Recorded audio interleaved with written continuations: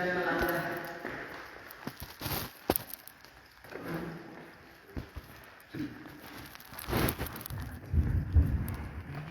gak dipotongnya?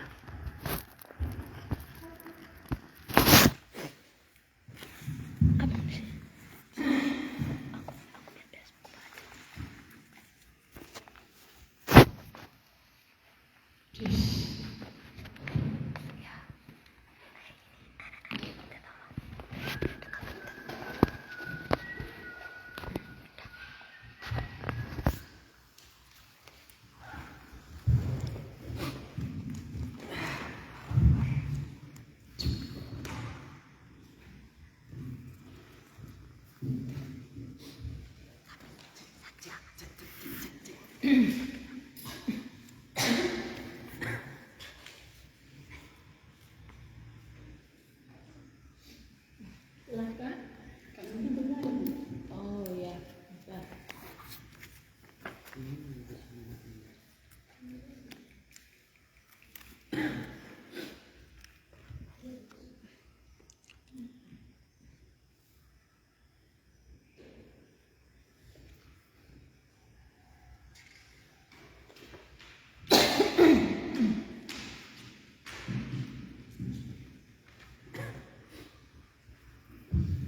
Mendes week.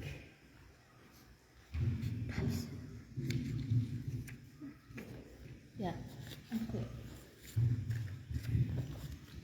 Shalom. Horas. Bapak Ibu yang terkasih, marilah kita merenungkan kebenaran firman Tuhan. Sebelumnya mari kita bersatu dalam doa. Amin. Firman Tuhan yang kita renungkan bersama-sama di pagi hari ini terambil dari kitab 1 Samuel pasal 2 ayatnya 11 sampai 17. 1 Samuel pasal 2 ayatnya 11 sampai 17. Kita membacakannya secara silih berganti.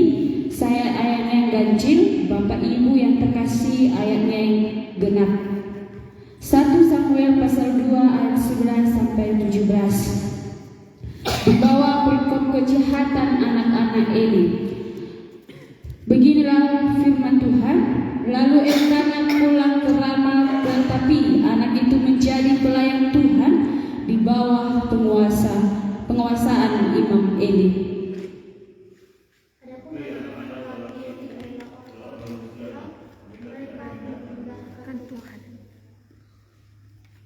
Maupun batas hak para imam terhadap umat, setiap kali seorang mempersembahkan kurban, sementara daging itu direbus, datanglah hamba imam untuk membawa garpu bergigi 3 di tangannya.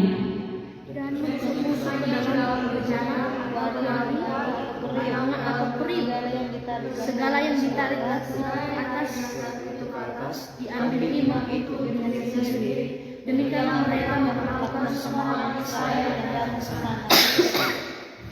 Bahkan sebelum lemaknya dibakar, hamba imam datang lalu berkata kepada orang yang mempersembahkan kurban, berikanlah daging kepada imam untuk dipanggang, sebab ia tidak mau menerima daging yang direbus, hanya yang mentah saja.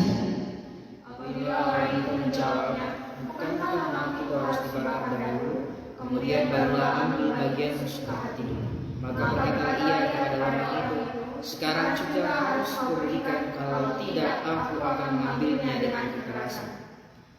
Dengan demikian, dosa kedua orang muda itu sangatlah besar di hadapan Tuhan, sebab mereka meremehkan kurban untuk Tuhan.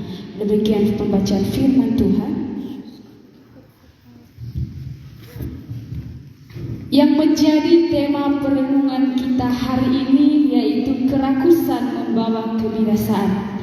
Kerakusan membawa kebinasaan. Bapak Ibu yang terkasih di dalam nama Tuhan Yesus, kekerasan adalah akar kata rakus, yang artinya suka makan banyak dengan tidak memilih, lahap atau ingin memperoleh lebih banyak dari yang diperlukan, tamak serakah. Kerakusan merupakan gaya hidup bagi bagi beberapa orang yang selalu mementingkan keinginan sendiri, yang merebut kepunyaan orang lain tanpa mempedulikan perasaan orang-orang lain, dan tidak memiliki rasa kasihan.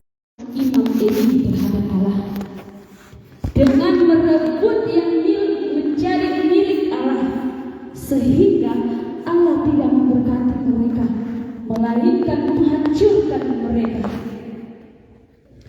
Hanyalah keluarga Elkanah lah yang diberkati oleh Tuhan, karena ia setia di hadapan Tuhan. Di dalam kesetiaannya setiap tahun sebagai kewajiban, umat Israel pergi ke Silo untuk beribadah dan membawa persembahan kurban sebagaimana yang sudah ditetapkan. Namun anak-anak Elia yaitu Hofni dan Pinehas berpribadi jahat di hadapan Allah, karena selalu menyakiti umat Israel yang selalu membawa kurban persembahan kepada Allah. Sifat seperti itulah yang membuat mereka dan keturunan mereka nantinya binasa.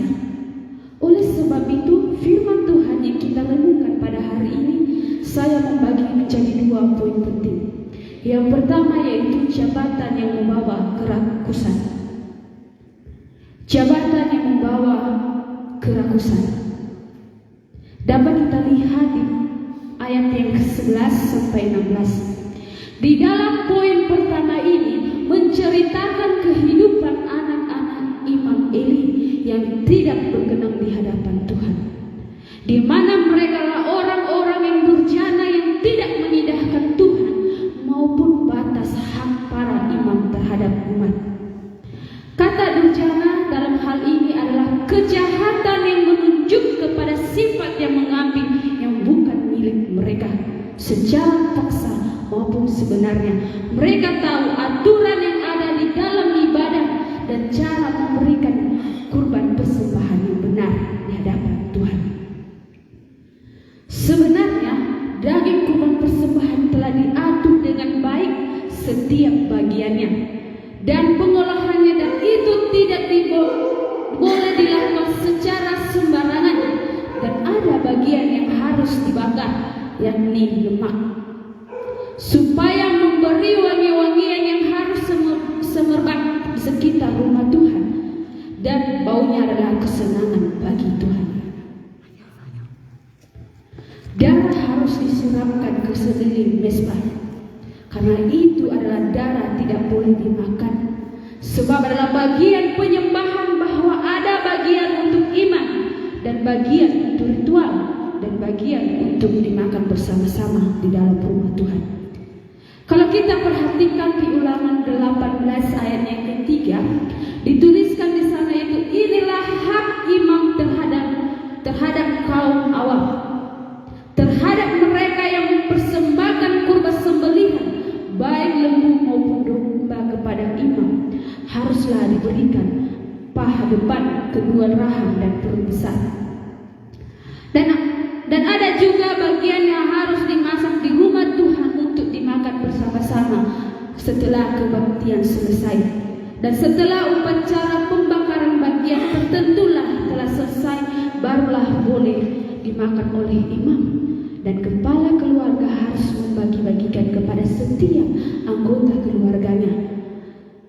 Dan daging itu tidak boleh dibawa pulang ke rumah. Namun anak-anak ini menggunakan jabatan sebagai anak imam untuk melakukan dosa dengan mengambil hak milik Allah, karena mereka menganggap bahwa jabatan yang mereka itu bisa menjamin untuk melakukan apa yang mereka mau dengan sewenang-wenangnya tanpa melihat apakah itu berkenan di hadapan Tuhan. Disinilah celaan bagi anak-anak Imam Eli, sebab daging yang sementara dimasak itu sudah mereka ambil dengan menggunakan garpu untuk mereka makan. Bahkan lebih lagi, mereka meminta lagi daging yang belum dimasak untuk mereka makan sendiri, untuk kepentingan mereka sendiri. Disinilah mereka sudah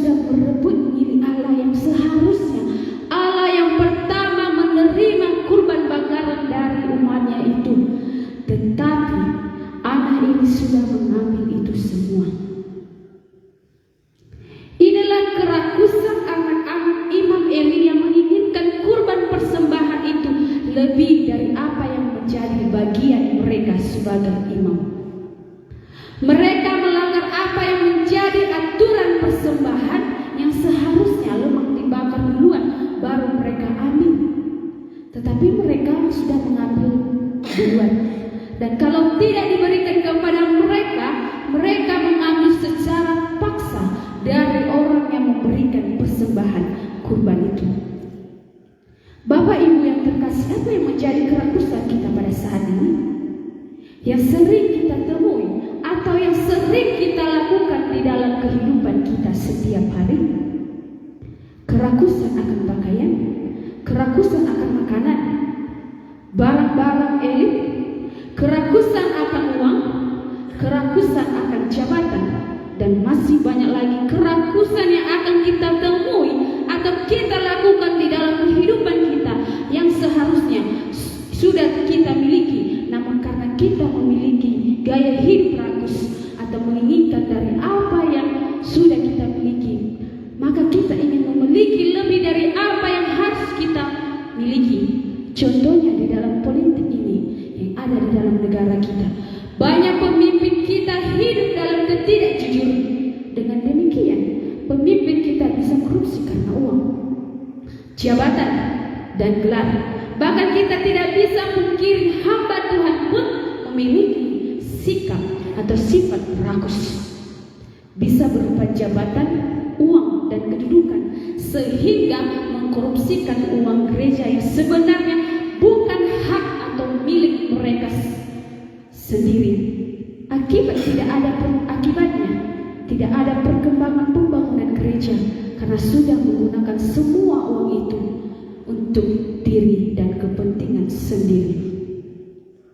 Apakah kita menggunakan jabatan kita hanya untuk menindas orang lain, atau kita menggunakan jabatan kita yang kita miliki hanya ingin mementingkan apa yang menjadi keinginan kita serta kepentingan diri sendiri?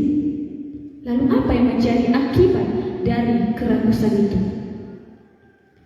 Hal inilah yang akan kita renungkan di dalam poin yang kedua.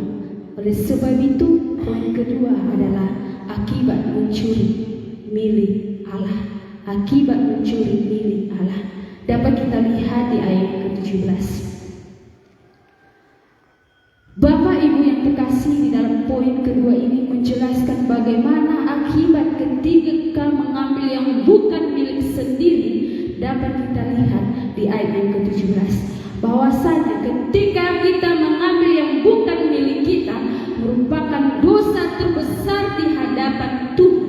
Apalagi kita mengambil milik Allah seperti yang dilakukan oleh anak-anak Imam Eli yang mengambil hak milik Allah di dalam peribadahan. Sehingga akibat selain mereka sangat berdosa di hadapan Allah, mereka juga ditewaskan oleh Allah. Hal ini dapat kita lihat di ayat yang ke-25. Apa yang mereka juga,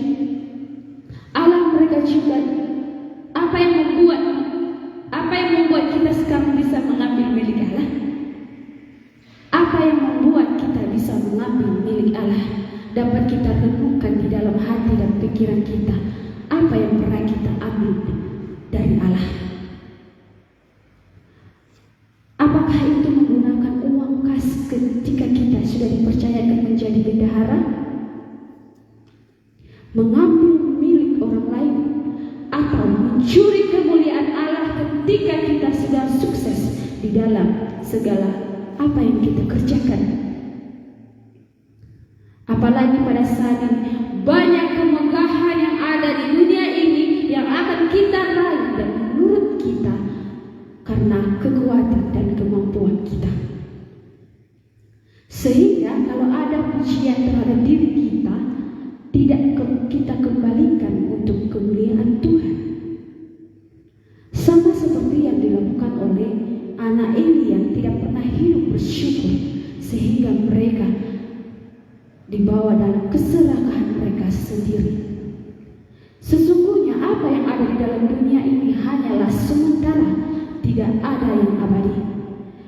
Dengan ini apa yang harus kita banggakan?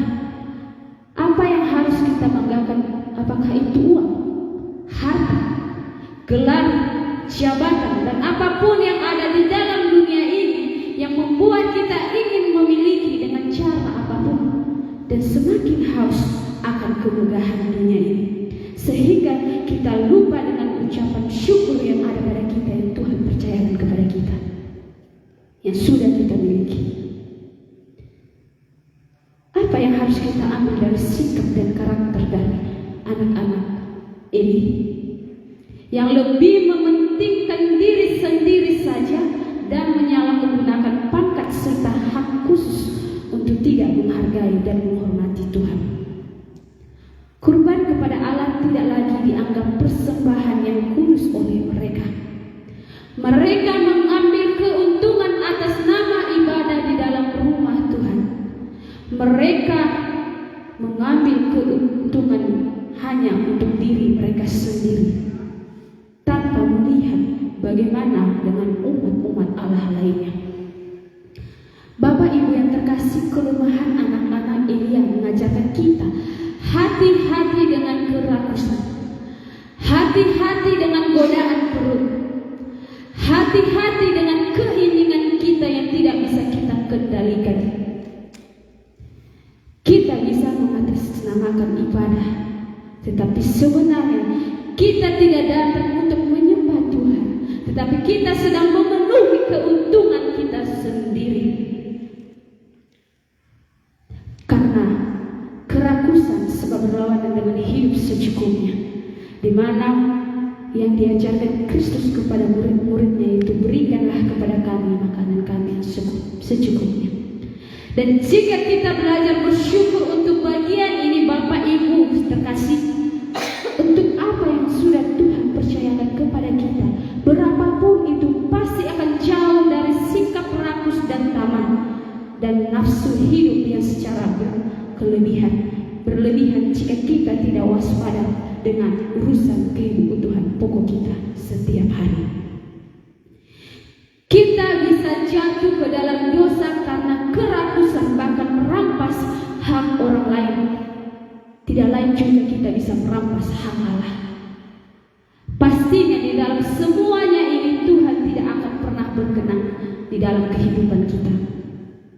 Mari Bapak Ibu yang terkasih, belajarlah bersyukur untuk setiap hal yang Tuhan sudah sediakan di dalam kehidupan kita. Ia adalah yang selalu mencukupkan setiap keperluan kita pada waktu yang tepat. Jika kita tidak dapat menghargai setiap yang Tuhan berikan di dalam kehidupan kita, maka percayalah kita pun tahu rasa syukur, sebab di mana rasa syukur pasti akan jauh dari namanya kerakusan. Dan sebaliknya, ketika kita memelihara kerakusan, pasti akan jauh dari ucapan syukur kepada Tuhan, bahwasanya bisa meraih segala sesuatu, tapi kita lupa dengan ucapan syukur. Kita tidak boleh rakus, serakah, atau hanya mementingkan kepentingan diri sendiri. Jabatan dan kekuasaan pun merupakan salah satu godaan terbesar di dalam kehidupan manusia. Umat Allah pun tidak kebal terhadap godaan ini. Hamba-hamba Tuhan pun tidak jauh dari godaan ini. Semakin tinggi jabatan, maka semakin tinggi juga rasa ingin mempersembahkan hidup untuk Tuhan. Jadikanlah hidupmu menjadi saluran berkat melalui apa yang kamu miliki. Jangan gunakan jabatanmu hanya untuk menindas orang lain, mengambil hak orang lain. Demikianlah firman Tuhan. Mari kita bersatu di dalam doa. Amin.